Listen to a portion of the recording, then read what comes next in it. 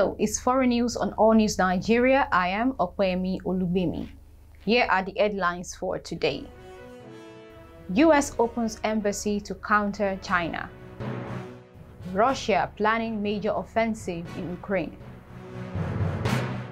Now the news in detail. The United States on Thursday opened an embassy in the Solomon Islands after a 30-year absence to boost diplomatic relations in the Pacific, its latest move to counter China. Secretary of State Antony Blinken said the State Department had informed the Solomon Islands government that the opening of the new embassy in the capital on Onaria became official as of January 27. The embassy is starting small with a charge defers a couple of State Department staff and a handful of local employees. The United States previously operated an embassy in the Solomon Islands for 5 years before closing it in 1993 as part of a global reduction in diplomatic posts after the end of the Cold War. But China's bold moves in the region have the US seeking to increase its engagement in a number of ways, such as by donating COVID-19 vaccines, bringing back Peace Corps volunteers to several island nations, and investing in forestry and tourism projects. The opening of the embassy in the Solomon Islands comes as Fiji's new leader, Prime Minister Sitiveni Rabuka, appears to be reassessing some aspect of his nation's engagement with China. Rabuka told the Fiji Times last week he planned to end a police training and exchange agreement with China. The US State Department notified lawmakers early last year that China's growing influence in the region made reopening the Solomon Islands embassy a priority.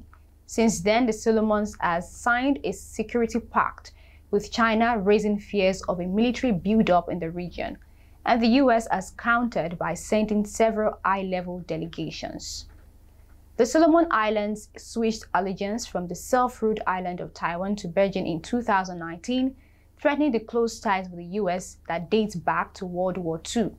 A senior State Department official said the US had been encouraged by the Solomon Islands' commitment to continue working with traditional security partners such as Australia and the US, but remained concerned about the secrecy surrounding the security agreement with China. He said any type of militarization in the Pacific by China would be a great concern. The official said the US had yet to have deep conversations with the new Fijian leadership, so it was too early to tell if the move on policing signaled a change in direction for Fiji on China. In other news, Ukraine's defense minister has said Russia is preparing a major new offensive and one that it could begin as soon as 24th of February. Oleksiy Reznikov said Moscow had amassed thousands of troops and could try something to mark the anniversary of the initial invasion last year.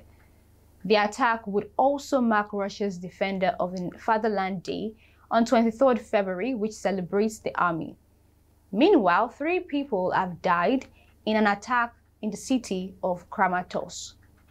8 others were wounded in the city in Donetsk region after a Russian missile struck a residential building, the provincial governor had said.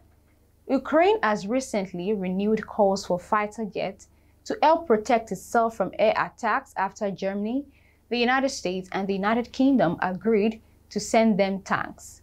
In September, Russian President Vladimir Putin announced a general mobilization of some 300,000 conscripted troops, which he said was necessary to ensure the country's territorial integrity.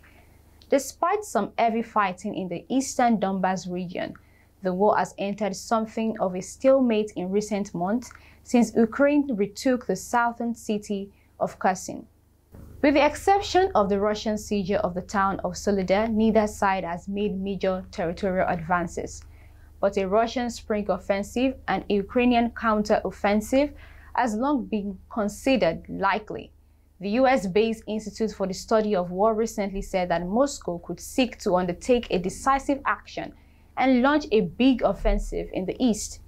Intelligence experts and analysts have long suggested that a renewed offensive would probably be launched by Russia before spring, Much of the fighting in the country's east has been in a state of deadlock for many weeks, with both sides reportedly enduring huge casualties as they become bedded in.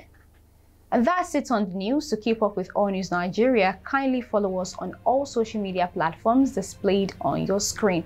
We'll be back with more news updates tomorrow. Until then, stay tuned. I am Okwemi Olubini.